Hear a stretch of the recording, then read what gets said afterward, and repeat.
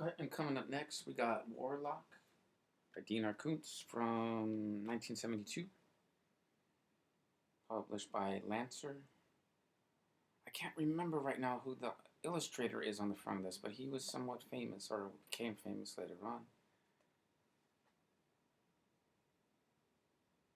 So I can get this in here without glare.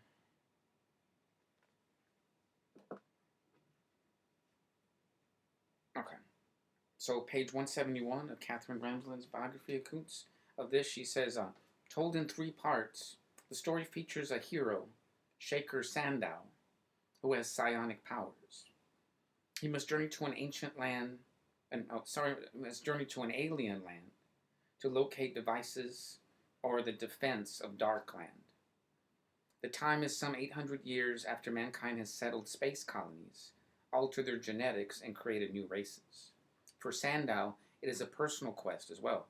He needs to know whether his unusual powers caused his mother's death. Thus, parallel to the perilous physical journey is the story of a boy attached to his deceased mother who fears that his existence has shortened her life.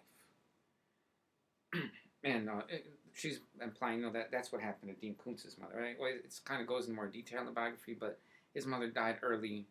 He thinks because of his father Ray's his psychopathy, caused her so much stress. She died early. So that's another trope you'll see in much of Koontz's of this.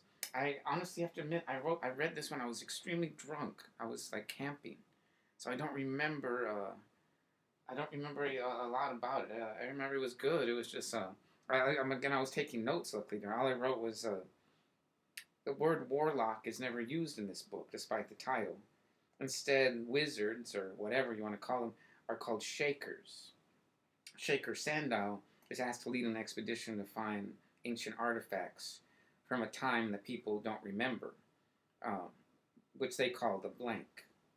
No records of that previous time of great technology survive, so anyone who can figure out how to use machines and vehicles again would have a lot of political power, and that's why they send him on this expedition.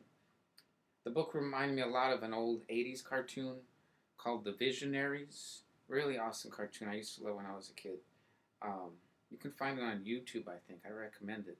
Very great mix of science fiction and fantasy. There's only maybe 9 episodes. One of those ones it was too weird for people, so I think it got canceled early. And then coming up next is Flesh in the Furnace.